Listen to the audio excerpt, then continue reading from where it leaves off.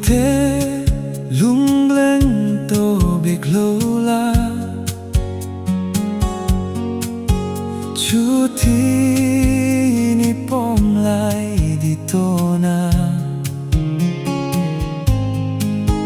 rinom ten lo om to zokla hil zai rel dun to zokang nang nen thiên lung khát puin in shia thiam na sang ma se Khuanu ruat kan ni ve silo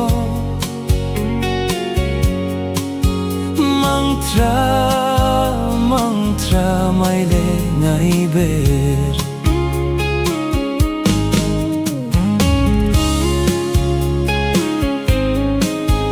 boi te Hmangaihnaah po ni se rai choi thai chang to sia amoi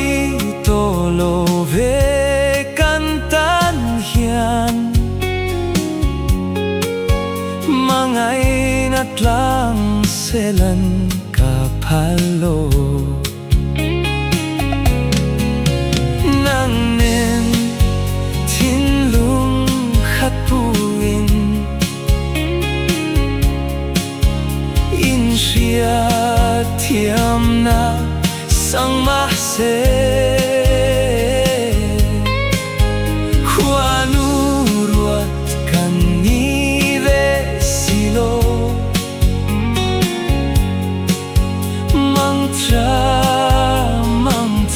mai le NGAIHBER